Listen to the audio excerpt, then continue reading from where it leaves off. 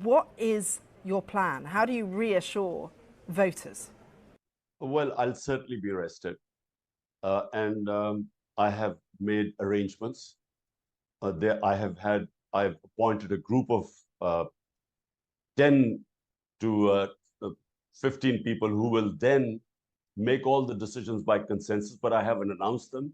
Is the PTI bigger than you, and do you genuinely think it can win without you? No matter how much victimization we face and how much of our top leadership they sort of put in jail or make them renounce being part of the party, but the vote bank is there. And therefore, whenever there are elections, whether I'm in jail or not, the party will sweep the elections. Pakistan arguably is run by generals, not politicians. Elected prime ministers have one task that arguably supersedes all others. They've got to keep the army happy. Except you've accused them of murder. I mean, how can that relationship possibly function? Look, well, let's first define what is military. Military is one man, the army chief. It's not some democratic institution. One man takes decisions, and that's called the military establishment. So every army chief has his own policies. I work with the military. The thing is, you can't wish the military away because it's been entrenched for 75 years.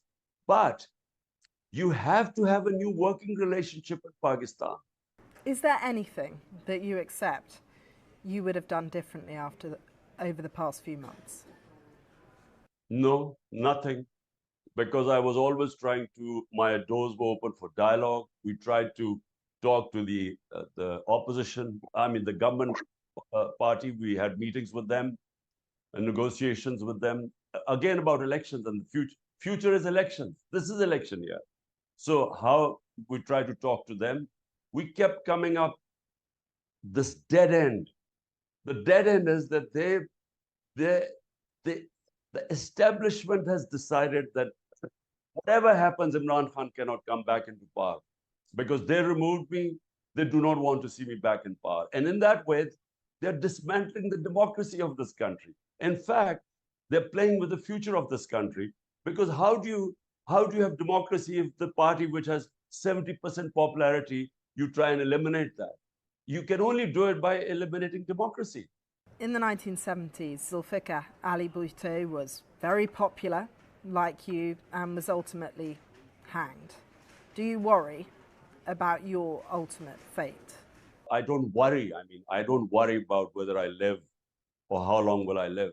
But all I know is that for 27 years, I have been, you know, fighting this cause for a democratic Pakistan, which can only come through rule of law. To some, you are a hero. To others, you are a total hypocrite. How would you describe yourself? Well, they have to define it. How do they mean I'm a hypocrite? You have to make me understand why. You locked up so many of your opposition. You've been accused of exactly the same behaviour that you accused the government of. You must concede that you are not impervious to criticism on this front. Look, there are a lot of things I've done wrong. You can criticize me on certain things. I think the way my relationship with the army chief, in the beginning, I was too dependent on him because it was our first time in power. And I didn't know how the whole government system worked. There were too many crises when I came into power, and I could have done things much better. But one thing, no one can accuse me of political victimization because 95% of all the corruption cases were inherited by me. These corruption cases were made by these two parties who are now together in an alliance. They made these corruption cases against each other. And all they wanted from me was to give them immunity. This feels like a very destabilizing and cynical era on multiple fronts from all sides. Do you think it is regrettable, that there is just such hostility from every corner? Look, I want to understand how am I responsible for this? Here was my government, 3.5 years, dealt with the worst economic crisis, 2 years of COVID-19.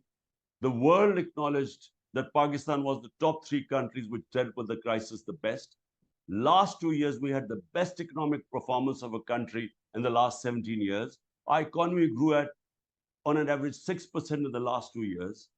And then the rug is pulled from under our feet, and we are thrown out. And all we have asked since then is free and fair elections. I want to understand, how am I responsible for this mess? The economy crashed after that. In 14 months, our economy, we have the worst economic indicators in our history.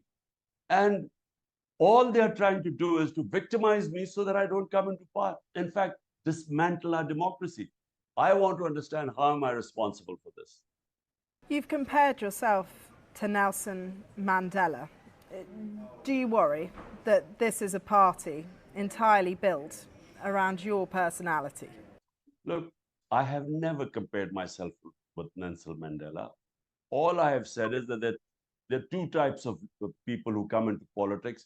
People like Mandela, people like our great leader Quaid-e-Azam, people like Gandhi, people who come into politics, for a mission. Then there are people who are career politicians. So I like to think that, I didn't need a career. I mean, I was already the biggest name in the country. I didn't need to come into politics. And no one spends 22 years of his life basically in the wilderness. So therefore, for me, it was always a mission, a movement for justice, rule of law. And I repeat, that's what first time I saw in England when I went in as a teenager, because here was military dictatorship at the time. So rule of law and a welfare state. So that's what I've been struggling for. You say you haven't had any kind of backroom negotiations with the military. What about the government? There is no point in having negotiations with the government, because they're controlled by the army chief. I mean, what he says goes. These parties have nothing. They know that in these elections they'll be wiped out. So they're completely dependent upon the establishment.